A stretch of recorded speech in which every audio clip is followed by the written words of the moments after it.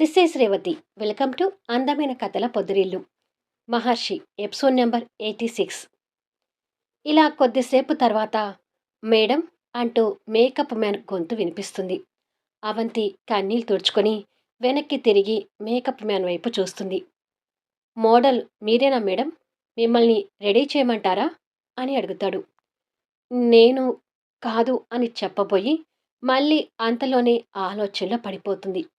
చేతిలో ఉన్న డ్రెస్ చూసుకొని ఆ డ్రెస్ మెజర్మెంట్స్ గురించి సుస్మిత తనకు మధ్య జరిగిన సంభాషణ గుర్తు తెచ్చుకొని, గౌతమ్ ఓడిపోకుండా ఉండాలంటే నేను మోడల్గా ఈ డ్రెస్ వేసుకుని ర్యాంప్ షో మీదకి ఎందుకు వెళ్ళకూడదు అని అనుకుంటుంది. తర్వాత ఆ డ్రెస్ బ్యాక్ సైడ్ చూసుకొని కాస్త బాధపడుతూ, ఇప్పుడు నేను ఇవేమీ ఆలోచించకూడదు. నా స్నేహితుడిని గెలిపించుకోవాలంటే నేను ఈ డ్రెస్ వేసుకొని అందరి ముందుకు వెళ్ళక తప్పదు అని అనుకుంటూ ఉండగా మేనేజర్ కూడా లోపలికొస్తాడు. మోడల్ని రెడీ చేయడానికి గౌతమ్ సార్ నన్ను పంపించారు. పార్టిసిపేట్ చేయడానికి టైం కూడా ఎక్కువ లేదు అన్నారు. త్వరగా రెడీ చేయాలి. చెప్పండి మేడం, మీరే కదా మోడల్. డ్రెస్ మీ చేతిలో ఉందంటే మీరే మోడల్ కావచ్చు అని అంటాడు మేకప్ మ్యాన్. అయ్యో, తను మోడల్ కాదు అని మేనేజర్ చెప్పబోతుండగా, నేనే మోడల్ని, త్వరగా రెడీ చేయండి అని అంటుంది అవంతి. తన మాటలకు మేనేజర్ షాక్ అవుతుంటాడు. టైం చాలా తక్కువ ఉంది. కాంపిటీషన్లో పార్టిసిపేట్ చేయాలంటే నేను త్వరగా రెడీ కావాలి. నాకు మేకప్ వేయండి అంటూ తొందర పెడుతుంది అవంతి. మేడం, మీరు అని అంటూ మేనేజర్ ఏదో మాట్లాడబోతుండగా, ప్లీజ్ మేనేజర్ గారు, నాకు అడ్డు రాకండి అని డ్రెస్సింగ్ టేబుల్ దగ్గర స్టూల్ మీద కూర్చొని త్వరగా రండి అంటూ మేకప్ మ్యాన్ని పిలుస్తుంది. ఓకే మేడం అని చెప్పి మేకప్ మ్యాన్ వెళ్ళి మేకప్ కిట్ బయటకు తీస్తుంటాడు. ఓ గాడ్, ఈ విషయం గౌతమ్ సార్కి తెలిస్తే ఇంకేమైనా ఉందా అని అనుకొని మేనేజర్ బయటకు వెళ్ళి గౌతమ్కి కాల్ చేస్తుంటాడు. మహర్షి మీద ఆవేశంతో కార్ డ్రైవ్ చేస్తూ వస్తున్న గౌతమ్కి మేనేజర్ నుంచి కాల్ రావడం చూసి ఫోన్ లిఫ్ట్ చేసి, అవంతి నువ్వు తిరిగి వచ్చేసాను మేనేజర్. ఇక ఈసారి మనకి ఆ కాంపిటీషన్ క్యాన్సిల్ అయినట్టే అని అంటుండగా, ఒకసారి నేను చెప్పేది వినండి గౌతమ్ సార్. మోడల్ స్థానంలో అవంతి గారు రెడీ అవుతున్నారు. అంటే ఈ కాంపిటీషన్లో అవంతి మేడం మోడల్గా పార్టిసిపేట్ చేయబోతున్నారు అని అంటాడు. ఆ మాటలు వినగానే ఒక్కసారిగా షాక్తో గౌతమ్ కార్కి బ్రేక్ వేసి, ఏమంటున్నావు? అవంతి మోడల్ ఏంటి అని అంటాడు కంగారుగా. నేను చెప్తున్నది నిజం సార్. నేను మాట్లాడడానికి ఛాన్స్ కూడా ఇవ్వకుండా మేడం రెడీ అవుతున్నారు. నా మాట వినేటట్టుగా అనిపించక మీకు ఫోన్ చేస్తున్నాను అని అంటాడు. ఓ గాడ్, నన్ను గెలిపించడం కోసం నా స్నేహితురాలు ఈ రిస్క్ చేయాలనుకుంటుంది. ఆ ఫీల్డ్ గురించి ఎలా అనుకుంటాననేది అవంతికి తెలియడం లేదు. తనని నలుగురు నాలుగు విధాలుగా అనుకుంటే నేను తట్టుకోలేను మేనేజర్. నేను వచ్చేసరికి లేట్ కావచ్చు. ఎలాగైనా అవంతిని ఈ కాంపిటీషన్లో పార్టిసిపేట్ చేయకుండా ఆపండి అని అంటాడు టెన్షన్గా. అది నా వల్ల కాదని మీకు ఫోన్ చేశాను సార్. అయినా మళ్ళీ నా ప్రయత్నం నేను చేస్తాను. మీరు వీలైనంత త్వరగా వచ్చేలా చూడండి సార్ అని చెప్తాడు మేనేజర్. ఓకే అని చెప్పి గౌతమ్ కార్ స్టార్ట్ చేసి స్పీడ్గా వస్తుంటాడు. మధ్య మధ్యలో అవంతికి ఫోన్ చేస్తున్నా మేకప్ వేయించుకుంటున్న అవంతి కావాలనే ఆ ఫోన్ని డైవర్ట్ చేస్తుంటుంది. మేనేజర్ కూడా తనకు నచ్చచెప్పే ప్రయత్నం చేస్తుంటాడు. కానీ అవంతి అతని మాటలు పట్టించుకోకుండా రెడీ అవుతుంటుంది. ఈ విషయాలు ఏవీ తెలియని మహర్షి ఒంటరిగా నిలబడి, రోజు రోజుకి నేను అవంతికి ఓ దుర్మార్గుడిలాగా కనిపిస్తున్నాను. నేను ఎంత చెప్పినా వినిపించుకోవడం లేదు, నమ్మడం లేదు. అసలు మోడల్ రాకపోవడానికి కారణం ఏమై ఉంటుందో తెలియదు కానీ స్నేహితుడు ఓడిపోతాడనే బాధ అవంతి తట్టుకోలేకపోతుంది అని అనుకొని బాధపడుతుంటాడు. గౌతమ్ ఎంత ఫాస్ట్గా రావాలనుకున్నా ట్రాఫిక్ సిగ్నల్ పడడంతో చిరాకు పడుతూ, ఛ, నేను వెళ్ళడానికి ఇంకా చాలా దూరం ఉంది. కాంపిటీషన్ టైం వరకు నేను వెళ్ళేటట్టుగా కనిపించడం లేదు అని అనుకొని ప్రమోద్కి ఫోన్ చేస్తాడు. కార్ డ్రైవ్ చేస్తూ ఎక్కడికో వెళ్తున్న ప్రమోద్ ఆ కాల్ చూసి లిఫ్ట్ చేసి, ఏంటి గౌతమ్ అని అడుగుతాడు. ప్రమోద్, నువ్వు అర్జెంటుగా అవంతి దగ్గరికి వెళ్ళాలి అంటూ ఉన్న విషయం చెప్తాడు. అది విని ప్రమోద్ కూడా ఆశ్చర్యపోతుంటాడు. ప్లీజ్ ఎలాగైనా తను ఈ కాంపిటీషన్‌లో పార్టిసిపేట్ చేయకుండా ఆపు. నేనక్కడికి వచ్చేసరికి చాలా లేట్ అవుతుంది. అందుకే ముందు నువ్వెళ్ళి తనని ఆపే ప్రయత్నం చెయ్యి అని తొందర పెడతాడు. నేను కూడా దూరంలోనే ఉన్నాను గౌతమ్. కానీ వెళ్ళటానికి ప్రయత్నం చేస్తాను అని ఫోన్ పెట్టేసి కార్ రివర్స్ తీసుకొని ప్రమోద్ కూడా ఫాస్ట్‌గా వెళ్తుంటాడు. ఇక్కడ అవంతి నిజంగానే మోడల్ అన్నట్టుగా పూర్తిగా మోడల్‌గా మారిపోయి, అందమైన హెయిర్ స్టైల్‌తో కూడిన మేకప్‌తో కనిపిస్తూ అద్దంలో చూసుకుంటూ ఉంటుంది. ఆ డ్రెస్‌తో ముందు బాడీ అంతా కవర్ అయినా, వెనక మాత్రం ఓపెన్‌గా ఉండి, తన నడుము పైభాగంలో ఉన్న పుట్టిమచ్చతో సహా కనిపిస్తుంటుంది. తను వెనక్కి తిరిగి అద్దంలో ఓపెన్‌గా కనిపిస్తున్న వీపు భాగాన్ని, పుట్టిమచ్చ చూసుకొని కన్నీళ్లు పెడుతూ నా జీవితంలో ఇలాంటి డ్రెస్ వేసుకుంటానని నేను ఎప్పుడూ అనుకోలేదు. మహర్షి గారి కుట్ర ముందు గౌతమ్ ఓడిపోకుండా ఉండాలంటే నేను ఈ సాహసం చేయక తప్పదు అని అనుకొని ఉబికి వస్తున్న కన్నీళ్లను తుడుచుకుంటుంది. మరోపక్క కాంపిటీషన్ స్టార్ట్ అయ్యి ర్యాంప్ షో మీద ఒక్కొక్కరిగా వచ్చి ఆయా కంపెనీల డ్రెస్లతో మోడల్స్ వంపు సొంపులతో ర్యాంప్ వాక్ చేస్తుంటారు. ఎక్కడికక్కడ ప్రొజెక్టర్స్ ఉంటాయి. కాస్త వెనక ఉన్న జనాలు వాళ్ళకి వీలుగా ప్రొజెక్టర్‌లో వీక్షిస్తుంటారు. కాంపిటీషన్ మేనేజ్‌మెంట్ అధికారులు వారికి మార్క్స్ వేస్తుంటే ఆడియన్స్ ఈలలు, గోలలు, చప్పట్లతో నిండిపోతుంటుంది. ప్రొజెక్టర్‌లో అక్కడ జరుగుతున్నది వీక్షిస్తున్న అవంతికి ఆ అరుపులు, ఈలలు, గోలలు తన మనసుని ఇంకా బాధపెడుతుంటాయి. అయినా మనసులో ఉన్న సంకల్పాన్ని బలహీనపడనివ్వకుండా వాళ్ళు ర్యాంప్ వాక్ చేస్తున్న విధానాన్ని మైండ్‌లో ఎక్కించుకుంటూ ఉంటుంది. అందరి బిజినెస్ మ్యాన్‌తో పాటు మహర్షి కూడా ఆ కాంపిటీషన్ చూస్తుంటాడు. చూస్తున్నాడు అనే మాటే కానీ తన కళ్ళు మాత్రం అవంతి కోసం వెతుకుతుంటాయి. అలా కాసేపు అవంతి కోసం వెతికి వాళ్ళ మోడల్ రాకపోయేసరికి అవంతి వెళ్ళిపోయినట్టుంది అనే నిర్ణయానికి వస్తాడు. కొద్దిసేపటికి జీవన టెక్స్టైల్ కంపెనీ అని అనౌన్స్ రావడంతో ఆ మోడల్ ర్యాంప్ షో మీదకి వచ్చి పార్టిసిపేట్ చేస్తుంటుంది. అవంతి అది కూడా చూస్తుంటుంది. ఆ తర్వాత మరికొన్ని కంపెనీస్ వచ్చి పార్టిసిపేట్ చేస్తూ వెళ్తుంటారు.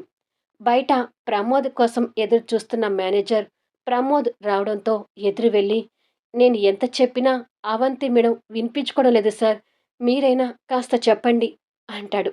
ఎక్కడ ఉంది అవంతి అని అడుగుతాడు ప్రమోద్ మేనేజర్‌తో నడుస్తూ. రూమ్‌లో ఉంది సార్. పదండి తీసుకెళ్తాను అంటూ అవంతి దగ్గరికి తీసుకెళ్తాడు. కన్నీళ్లు పెట్టుకుంటూ ఉన్న అవంతి ప్రమోద్ రాకని చూసి కన్నీళ్లు తుడుచుకుంటుంది. అవంతిని ఆ డ్రెస్‌లో అలా చూసి ప్రమోద్ ఆశ్చర్యపోతూ, ఏంటి అవంతి గారు ఇదంతా?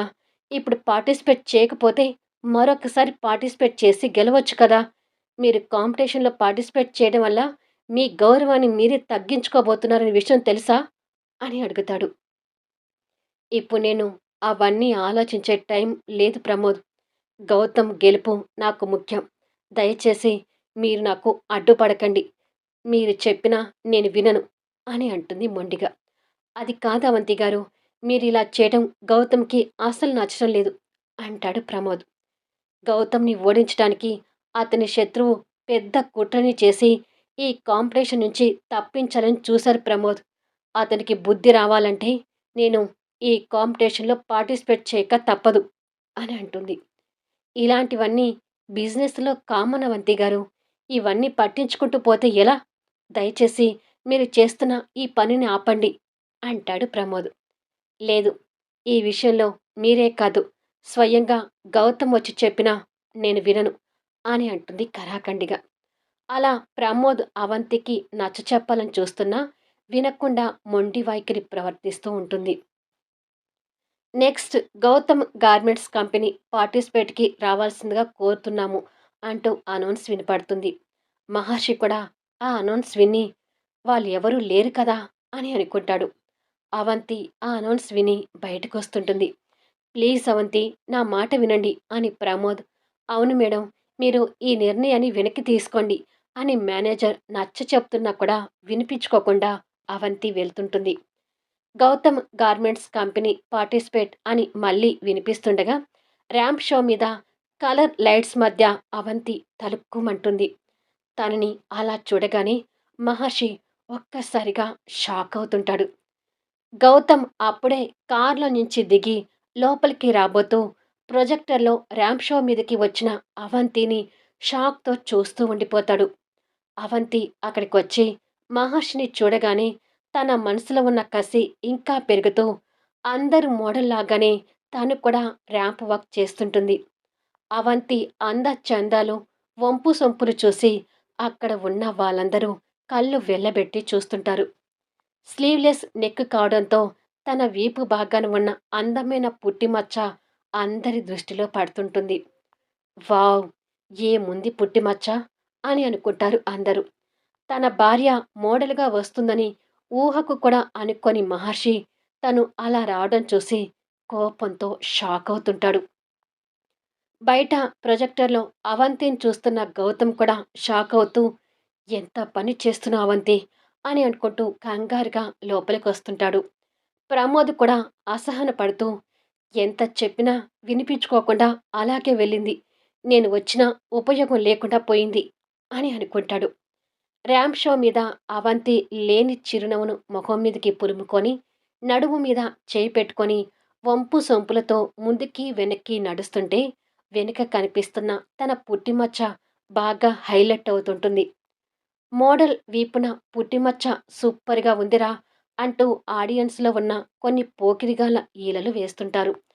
ఆ మాటలు మహర్షి చెవున పడి మనసుకు ఎంతో కష్టంగా అనిపిస్తుంటాయి. పైగా అవంతి మీద కోపం కూడా కలుగుతుంటుంది. గౌతమ్ లోపలికొచ్చేసరికి అందరూ తనని చూస్తూ ఈలలు, గోలలు చేయటం కనిపిస్తుంటుంది.